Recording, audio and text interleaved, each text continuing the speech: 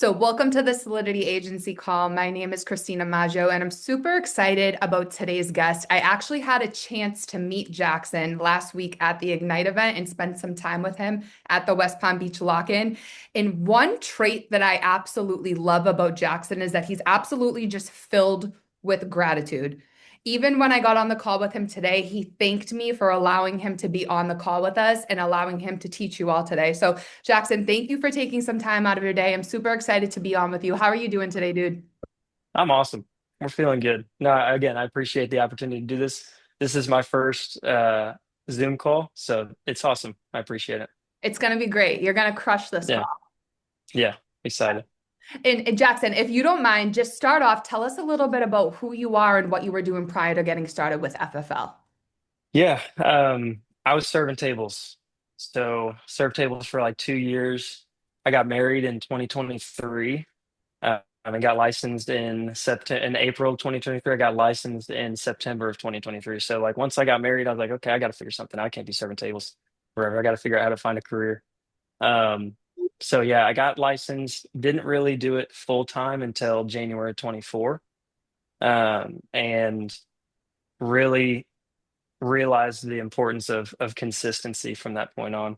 Because the money doesn't work unless you work. So but yeah, it's been going good for me. Um, just over the last 6 months, I actually started to plug in to FFL Love and like that. the live dials, the lock-ins, the conventions, the conferences. I had went to the conference in 2024. I couldn't go in 2025. Definitely going in 26. Um, but the difference that has made is insane. It's night and day. I was what they call a secret agent for 2 years. I was just like hunkered away in my house, like writing a policy here and there, making some money. I was doing what I could, but huge difference when you actually plug in. I always say when I'm speaking to a potential recruit, like we have all the resources available for you to be successful. It's just going to Hmm. come down to are you willing to utilize those resources and actually plug in. So I love that you just pointed that Right. out. So Jackson, it sounds like you got a slow start. Is that correct? Oh yeah. No, I did. Whenever I hire agents and I'm like, you might not get a sale your first day, you might not get a sale your even first month. I was, I think, 2.5 months in when I got my first sale, and I'm like Okay. dropping money on leads, y'all. I wasn't getting free leads. I was dropping some money.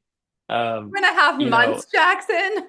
All well, right. I mean, I Disclaimer, didn't it have usually doesn't take that long. I just want to point that out. no, but this is why, because I wasn't plugged in. I didn't have a structure. I didn't have that's exactly it. I didn't have the structure. I didn't have the consistency.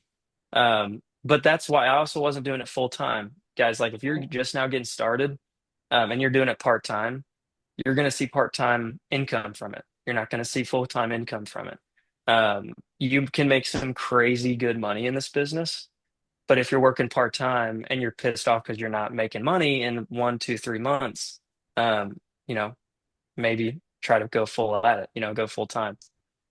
But no, it doesn't usually take that long. Definitely a slow start for myself. And you said so the past 6 months or so you've been plugging in, and how much have you been writing on average the past 6 months since you started plugging in? It's anywhere from 20 to 30. And that's what I'm trying to get my consistency up a whole lot. Also balance since I started plugging in, it's also, taking time to go on these trips, which is so beneficial for like learning and networking and talking to a whole bunch of people that can help me. But it's also like where can I find time to really grind and dial and write some business?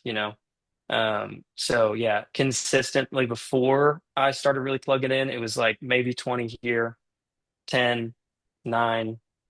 I was running out of money, 22. Like it was just here and there. But after plugging into everything, there's just like a standard that you're kind of held to, right? Like you don't feel like you're doing it alone. So like other people are working on Saturdays. I'm sitting there like, dang, maybe I should be working on Saturdays. Heather's looking at me like, you don't work on Saturdays? Are you kidding me? I'm like, Right. no, I don't work on Saturdays. So She's like, how much yeah. do you write a month and you don't work on Saturdays? She's like, why? Why don't you work on Right. Saturdays? If Yeah, anyone's gonna exactly. call you out, it's Heather, whether she works Dude, with you or with love. Oh yeah, I love it. Heather's awesome. But yeah, That's for because I sure. love you, and that's why, and I want you to Exactly. win, right? Exactly. I feel it. Trust me. But yeah, not. that's another thing too. Like um connecting with people like Heather. people like Trey, people like Christina. I haven't gotten the chance to meet Marisa and Rami besides just like, chatting with them for a brief second at the conference and Ignite. Um, but these people genuinely want to help you. And if you're hunkered away doing your own thing, not really like trying to get their help, they're not going to help you and they won't care. Um, but these people want to help and they love to help. Like you guys are awesome. So, yeah, that's gone a long way. Well, you're awesome, Jackson. And I think when you're hiring, it's so important to set the proper expectations. And by set the proper expectations, kind of like we just talked about or alluded to earlier, like we have all the resources available for agents to be successful. It's just, are you utilizing those Hmm. resources and are you helping yourself?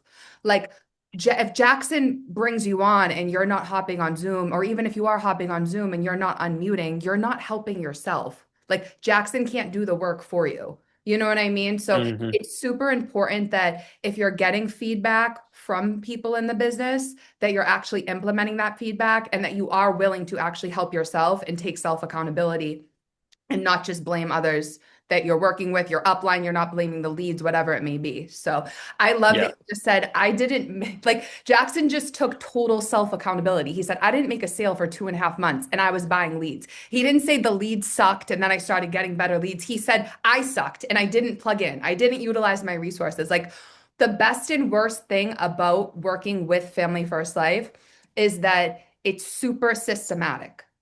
So it's like Hmm. follow the system, it works. If you don't follow the system, it's probably not going to work. Is that fair to say? Hmm. Totally. Yeah, no, 100%. Yeah, accountability is huge in this business because nobody's writing your paycheck. That's why this business is awesome because you can make as much as you want, but you have no choice but to be accountable. You literally have zero choice because you're not going to get paid if you're not working the right. And then so many of the people in this business that are really killing it, they have zero excuses and they don't complain. And anytime I'm around them, I have no room to complain because I just look bad. There's no point in it because they go through the same stuff I do. They're not complaining about the leads. They're not complaining about, not being able to work enough, this, that. They have a life. They're balancing life and family and everything like that. So huge accountability. You have to drop your ego in this business. If you have a big ego, there's a lot of money that comes in and out of your account. If you start getting a set amount of money and you think you're big and bad, that's probably going to crash, right? You have to keep your ego at a very all-time low and your accountability at an all-time high because at that point, that's how you get a little bit farther in this business, one step at a time. Um, but it's hard to keep the ego in check for sure. And I love that you just said that because I was just going to ask you. So, Jackson, how important is it to keep your why in front of you when you're trying to keep your ego in check, or even if you're just not having the best day and you're like, I don't want to dial today? Like, how important is keeping your why in front of you to Massive. holding you self Any, accountable? yeah, massive. Anybody that is somebody in this business that maybe not doesn't have like a huge name, but they write like 30 to 60, 70K, they all have a significant why. My why is I'm the sole provider for my family, my wife, and my son. And we have another one in April. And Okay. my wife is crazy. She wants like 5 kids. So I just got, and I do too. I love that and I can't wait. But I'm the only income, So as far as that, like talk about accountability, like we have to get where we're going in order for that to be possible. So yeah, all homeschooled. Exactly, Heather. Exactly. Yeah, we're gonna try homeschool. That's on my wife though. She can't wait. She's super excited for it. She's awesome though. So that's gonna be up to her. But Gonna figure accountability. that piece out. Yeah, that's up to her, man. That's up to her. I got enough on my plate here. But yeah, yeah, for sure. Circle back to that question, Christine. The why? Yeah. Um, if you don't have a why, I mean, why are you really working? I mean, you Mhm. can go get a 9 to 5 and pay your bills, you know? Um, everybody has a why, and it's not like one why has to be stronger than the other, but you're going to probably drown in this business if you're not consistently focusing on the why, because Mhm. that's how you get to where you want to go and to the next level. I completely agree with that. And it's normal as you hit new goals in this business or as you hit new levels for your why to change, right? Like I don't Hmm. for you, Jackson, but I don't think that your why when you initially joined the industry is the same as it is today. You just shared with us that you're having your second child. Congratulations, by the way. You told me that. Thank You you. were very Appreciate it. proud. That's beautiful. But it's completely normal for your why to change as you progress in this business. It's just like Jackson said, Totally. you have to keep that in front of you. And that's what's going to keep you pushing through on the days that you don't necessarily want to dial the phones. You don't want to hop on Zoom. You don't want to deal with agents, like whatever it may be. Keeping that why in front of you is going to be huge. So if you're in this business right now and you're maybe not necessarily reaching the levels that you want to reach, take a step back and ask yourself, like, why am I doing this? Why did I initially get licensed? Like, what are my goals? Hmm. What are my short-term goals? What is my long-term goal? Ask yourself those questions and just keep them in front of you because that's going to keep you motivated on those days that you don't feel like pushing through. Um, Everything that you're saying is gold right now, Jackson. You said one line, and I was like, we need to trademark that. I'm gonna have to when we post this on YouTube, that's gonna be the title. I'm gonna have to rewind before we get it posted. But Jackson, on a day-to-day basis, so you're consistently writing $20,000, $30,000 a month. What are some of your non-negotiables? Um, non-negotiables would be presentations. You can talk, you can dial, you can track your dials, but if you're just sitting here listening to a ringtone, um, you're going to drive yourself insane. And what's the point? Because you're not talking to anybody. A lot of new guys are like, well, I dialed 1,000 leads or whatever. I dialed 1,000 dials. Although that's awesome, it seems the activities that you have to figure out, okay, out of those 1,000, how many people did you talk to? Out of those people you talked to, how many people did you close? How many people did what objections are you getting? So non-negotiables there would be getting in front of people to present insurance. And life insurance is something that everybody needs, but in the business we're at, these people are getting calls left and right. They initially get on the phone with you and they think you're trying to sell them something. And it's hard because you're following a script, right? Especially if you're new. I still follow a script. Heather still follows a script. I mean, the script is the guideline. Um, it's where you can try to get comfortable in talking outside of the script while still sticking to the structure of the script, where it really turns into, being able to transfer that person that's like, I don't have time for this. They have time for it. They just don't want to talk to you about it. Something I've learned a considerable amount from Heather is her way of helping people. She's not trying to make a sale whatsoever. I asked her a dumb question about like some sort of commission rate on a product, and I was like, "Well, how much would you get paid for?" She's like, "I don't care. I don't know." She's like, "Did it help the client?" I was like, "Yeah." She's like, "Then I did that. I did my job like that." She writes 70K a month, and she's not Right. worried about about how much she's making. So as much money as you can make in this business, that's why you have to keep the ego in check because you can easily just look at it as a sale and then you're pissed because chargeback happens because you're not looking at this person as a sale, or you're not looking at this person as a person and a family member that you're helping and protecting. You're just looking at them as a number, and that is going to go a long way. 100%. And I love what you said because it's so true. Like, this is a contact sport. I tell every Hmm. agent that like your goal as a new agent should be to get through your first 100 phone presentations as soon as possible. Because Yeah. after you've gotten through those 100 phone presentations, there's going to be like nothing that you haven't seen or heard. You're going to be so much more Yeah. familiar with health ailments, application processes, medication names, like all that good stuff. So that's absolutely a million. I couldn't agree with you more in regards to that. And you pointed out Heather, but like when I think about agents that write at a really high level that truly care about their clients, I always think about Marisa and I always think about Heather Oh because yeah. that's so true. And they both write at an extremely Hmm. high level and they have for some time now. When they're talking to Hmm. their clients, they're structured, like they're following the script, but it's more conversational. They're not trying to sell the Yeah. client. And they're always looking out for the beneficiary. Like if you listen to Heather or Marisa Dial, um, obviously they're following the script. Obviously, there's certain points that they're trying to reach, but they are always doing what's best for the client. And not only what's best for the client, but they're doing what's best for the beneficiary too. Like they're gonna vouch for Hmm. the beneficiary. You know what I mean? Right. Like there's been so many instances when Marisa has gotten upset when someone didn't put insurance in place when they had young children. And I'm like, Marisa, like, why are you tripping? Like, why are you so upset? She's like, because he had a 2-year-old and a 7-year-old, Like, Christina. what do you mean His you don't need wife the doesn't insurance? work. Yeah. Like, you know what I mean? She's like visibly upset. And she's like, I just want to know Yeah, what I could have done better, that I didn't paint the picture enough for him, that he doesn't think that this is actually going to benefit his family. yeah, And it's like when you start selling or servicing clients like from that stance of like, I'm actually here to serve, it's like the money's just going to come in. Like, I love that you literally just hmm was like, I don't know what my commission is on that. Like, I don't care how much of a comp hit I take. And then you're like, she writes yeah. 7 in a month. Like, you can take a comp hit. It You doesn't think she cares? when you write Yeah, it 70 doesn't a matter. month. You know what I mean? Yeah, So no, I love that so much, Jackson. And you can't have a big ego in a big business. Like Sean always talks about that. So it's like, I feel like sometimes you'll see agents come in and they'll absolutely crush it and they'll just have a huge ego. Those agents eventually weed themselves out.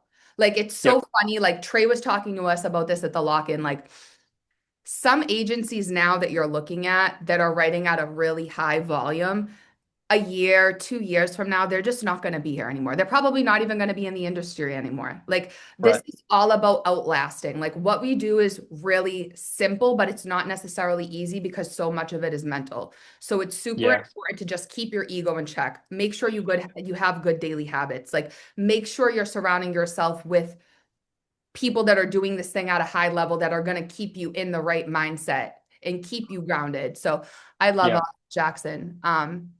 For sure. What advice would you give to a new agent that isn't necessarily reaching their goals? Like, what would you say to a new agent if they're like, hey, I got licensed 3 months ago. I'm writing anywhere from like five to $10,000. I'm working full time. I'm putting it in air quotes because full time, there's no way you're working full time if you're only writing between $5,000 and $10,000. That's But exactly what I'd say, Christina. yeah, but like, uh, what advice would you give them to what advice would you give them to start writing at the level that you're writing at? I would literally just say, okay, full time. Look, personally, I was doing all this complaining and I was, writing, I was stuck 20K a month. I could not crack 20K. It was 15 to 20K. I thought I had plateaued. And I remember speaking with my dad, who knows nothing about insurance, but he's a big business guy. He's ran businesses in his past. And I love running ideas by him. So I talked to him and I was like, talking about what I could do to potentially grow and different stuff like that. He's like, before you do anything crazy, just start tracking your hours. Because I was looking at getting a loan or something like that, buying higher intent leads, whatever, just like something I could do. And he's like, track your hours. So I started tracking my hours. I'm over here working full time. No, sir. I was working like 35 hours max a week. 35 hours. 35 hours. That's not, I mean, that's part time. And the fact that I was making the money I was at 35, part time, 35 hours is crazy. But yeah, I would try to relate with them and get real with yourself. How much are you really working? I use ChatGPT. I told him when I clocked in, when I took my break, when I clocked out, I tracked my numbers, my presentations, everything like that. And at the end of the month, ChatGPT will give you a like an overview for how that week went, how that month went, and that showed me how I was lying to myself, which usually I'm pretty honest with myself, but no, I wasn't working near as hard as I should.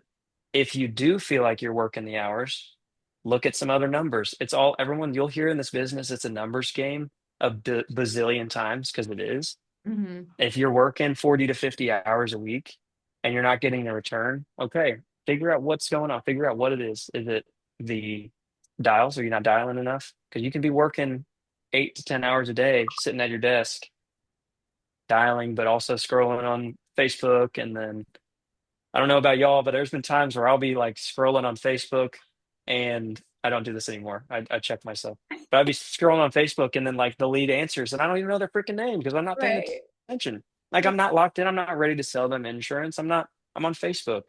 So like, are you wasting time or are you actually doing the work it takes to get to the next level? So that is what I'd say is just be real with yourself. How much are you actually tracking numbers?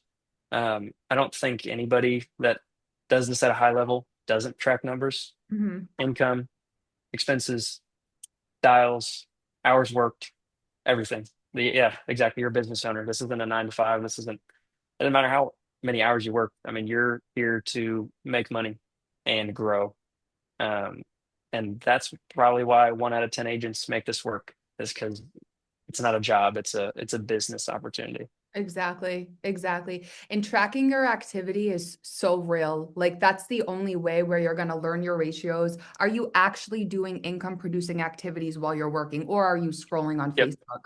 Are you messaging people on Instagram? Like, well, if you're messaging people to recruit, that is an income producing activity. But you for know what sure. I mean? Like, but if you're not doing income producing activities while you're working, then you're not working during those hours. So you just have to be real with Hmm. yourself, and you also want to be tracking your activity.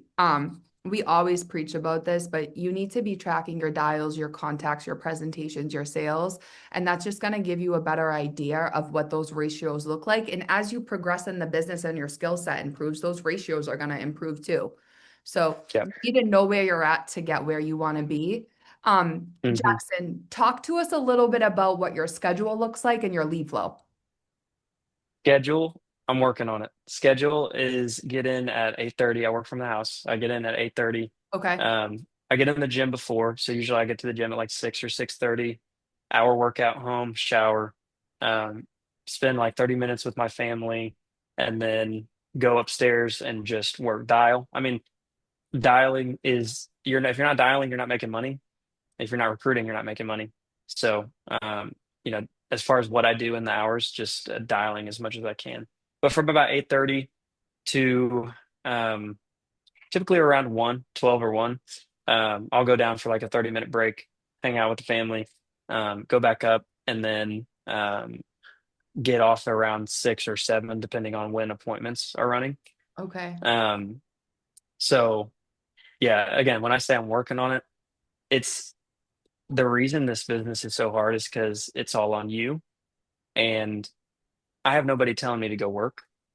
Um, so balancing family and business is hard. It's definitely hard, right? So that is, I would say, my biggest hurdle right now is where can I make some sacrifices to get us to where we need to be? And then, 30K is great. Um, but I believe easily that I could be doing 40 to 50K easily per month. And 2026 I will for sure. But what kind of sacrifices can I make now to get to that next level in my production? I love that. But yeah, about 8:30 to 7, I'd say usually. Okay. And that's Monday through Friday, and then you work Yeah. shorter day on Saturday? I'll work Saturdays if my numbers haven't been hit for that week. Okay. And what's your goal Yeah. each week? What's your submit? 10K.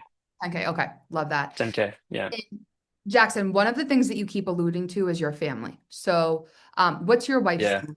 Just so I'm not rude. Alexis. Alexis. Okay. So it sounds like Yeah. Alexis is completely on board and she's extremely supportive. Is that fair to Oh say? yeah. Yeah. What did the conversation look like with Alexis prior to you getting started? Because I think it's really important that if you do have a family, you do have children, or you're in a relationship or whatever it may be, that the people that you care about, the people that you're closest to, are supportive. Like you even talked about your father. It sounds like your father is probably extremely supportive too. Super. Yeah. So That's why. go Go ahead. ahead. What did those conversations kind of look like, and how important was it to you to have the people that you care about most supporting you on while you were getting licensed and when you were getting started, and now that you're trying to reach higher levels, how important is it that you're all on the same page essentially? Yeah, dude. I mean, I went 2.5 months without making a sale, and I'm still here. You know, Right. like I had to have some sort of Fair. good support, right? Whenever you get started, anybody in this business, whenever you get started, I was told it. I had multiple people. Um, and maybe some people might disagree with this. Whenever I hire agents, I tell them like, don't tell anybody you're doing this until you're licensed, until you're doing it full time, because you're gonna get, unless you're okay and mentally sound to just be like, whatever. People are going to talk crap about it. They're going to talk you out of it. They're going to tell you, oh, you don't make real money, because they don't know anything about it. Mhm. So, yeah, that's huge. Um, the support, that I get from my family is by far the only reason I'm still here. But whenever I started, um, it was different. I was writing less, but I was also working less. So my wife loved it. I had the best job. I was, paying the bills, and I had, plenty of time to hang out with her and do all the things. Oh, if I wanted to take the day off, yeah, sure I could. Because I was my own boss, right? I didn't have any accountability for myself, and nobody else was holding me accountable. Um, so the transition from that, which was really comfortable, to okay, honey, like we're at this and we want to get here, this is how I have to do that. Yeah, I have to start working on Saturdays. I have to start working later nights. She's a stay-at-home mom, and you know, that's a 24/7 gig. She's tired as all get out, but all parents are tired. Um, and that is, if I didn't have her belief in me and her support to keep going, then I'd probably I'd be doing something else for sure. Um, but yeah, I mean, if you have a supportive system at home, rely on it. If you don't, prove them wrong because I you can. I love that. Yeah, you definitely have the opportunity to for sure. And it just sounds like you both have extremely open and honest communication and that you're both on Oh the yeah, same page as far as where you're going in the business and what your goals are. So for sure. I love that for you. Definitely. And Jackson, speaking of goals, what are your goals to finish up the end of the year and even into next year? I know that you told me a goal. I don't want to say it for you, but you told me Yeah. a goal at the lock-in. So talk to us a little bit about what your goals look like for the next few months and then what your 2026 goals look like. If 30K has been my max, there's no reason I can't do that October, November, December. 100%. So if that's the case, I want to end off right below 300K for 2024 or 2025. And then seeing the consistency and everything I've learned over the last 6 months, like really plugging in. If I don't hit, I told Alex my upline, if I don't hit Hall of Fame in 26, there's no reason I should be in this business anymore. There really isn't. Um, I need to seriously reevaluate because I thought Hall of Fame was difficult whenever I thought it was almost impossible whenever I first started. Like, oh, those people, like, they're just on another level. And then I was talking with Heather at the lock-in, and I was like, the money's great, right? But I have to, pay family bills, but then also investing back into the business. It's not like I'm just sitting here rolling in it, right? You have to invest all the time, always, always being able to put back into the business. And um, with that being the case, after talking with Heather, she's like, well, yeah, because you're not Hall of Fame. I was like, well, yeah, no, Heather, thanks for pointing that out. She's like, well, that's why Hall of Fame is Hall of Fame, because that's where things start to really make sense. 33K a month. It's really Yep. not all that much. And when you start to write 33K a month, that's when the cash flow exceeds personal bills and what you're investing back into it. That's when you have more time and cash and resources to invest back into your team. Then you grow your team. So like that has to be, it's funny that that is like such a staple in FFL, but it's like that should be like you're not really doing it unless you're writing Hall of Fame. Like that should be and this is coming from me, dude. I'm nowhere near it. You know what I mean? Like I'll probably be like 125K short this year, but 2026 I'm hitting it for sure. You absolutely will hit it. There's no doubt in my mind. I mean, if you're averaging $30,000 a month now, you just got to keep doing what you're doing. It's that simple. Yeah, yeah, And I know that exactly. I know that you've started building an agency more recently. Do we have any Hmm. agency goals for 2026? Oh Recruiting? yeah. Yeah. I'd like to, so we're moving back to where I grew up in Poplar Bluff, Missouri, super small town in southeast Missouri. Um, there is nobody selling life insurance besides like State Farm or super boring companies. Like life insurance isn't fun. This stuff is fun. Like selling life insurance is such an awesome job and a great gig. And I think it's such a niche community in Southeast Missouri and like surrounding areas and the surrounding schools. I think that, people are either going to right out of high school, they're gonna go trade, they're gonna go to college, or they're gonna sell life insurance with Jack Becker. And I want to like open an agency, like an office in um, Poplar Bluff, and it's not doesn't have to be anything crazy, just four walls, right? But somewhere where people can actually come in. Virtual is awesome, but it's limiting. And Heather would disagree, but I think that, whenever you're in a person, and I feel it in these lock-ins, whenever I'm home, there's a different feeling when I'm dialing, whenever I'm selling compared to whenever I'm at these lock-ins, there's a massively different feeling. And I want to breed that. I've done it all virtually from here. And, I never had any agency or office to go plug into to like talk to people. I never had that. And I wanted that really bad. So now I get to build it and I'm super excited. So that'd be my 2026 goal is, and I'm saying that out loud. So I literally have to, I is love to open an agency or open like an office the first quarter of 26 and then just start talking to people about it, man. Just for a long time, I did not tell people. I told people what I did, but I didn't tell them, I didn't encourage them to do it. I didn't Mhm. share anything about it because I told myself, what a stupid lie to believe. But I told myself, this is where the ego comes in, that everything I went through, there's no way that people could go through that and stick around. And that's just BS. That's such like you are not valuing anybody that you talk to the point where you think that they can't succeed. That's really pathetic. So like I think Sean Mike said something like that. And I was like, dude, yeah, like why am I discounting other people when I did it? Like I'm not special by any means. Mhm. And the structure that we have with team dials, lock-ins, everything, it almost, I mean, it breeds success. It literally does. I didn't have a whole lot of structure. Now there's a ton of structure that people can plug into. Mhm. And I'm super excited. I'm really excited. I've got let's see, three on my downline right now. My cousin Jonathan, you'll see him, big old red beard in the live dials. He just sold his first two policies. Awesome. It was like almost $6,000 annual premium, Let's and he's go, he's elated. Jonathan. Yeah, he's super excited. And I've just decided like I'm going to share this opportunity with anybody that wants to take a bet on themselves and do it. Be super real with them, transparent with them, and say like you're gonna have to work your ass off to make this work, but it is so rewarding. So I have, I think, three people in pre-licensing, but I haven't even started like actually reaching out to people on Instagram, which that's like the bread and butter of recruiting. That's how you do it. So, um, yeah, that's the next step.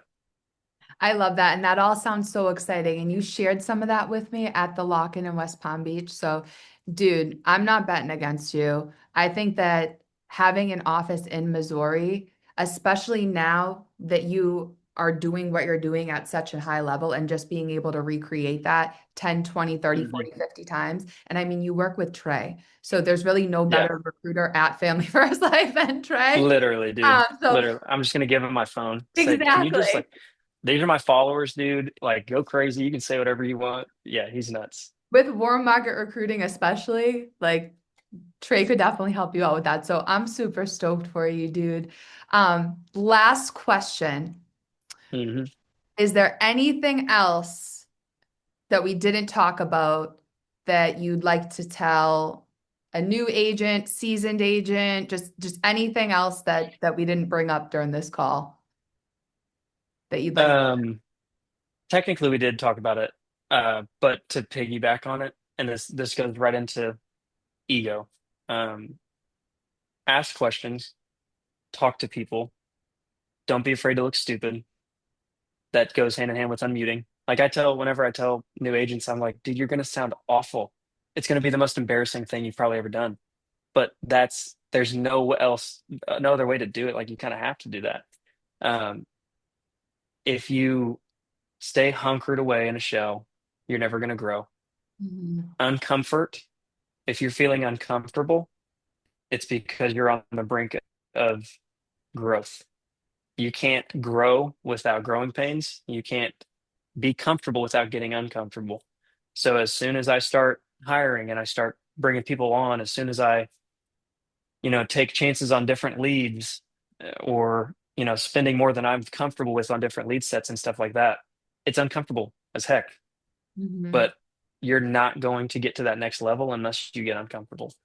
Um, so yeah, just lose the ego, ask questions, talk to as many people as you can, plug in. It doesn't matter if it's not your upline. I tell my agents to bug the heck out of Christina, Marisa, Rami, Heather. Like, you guys are awesome. You're there to help. I mean, it doesn't matter if you make an override. That's not why you're here.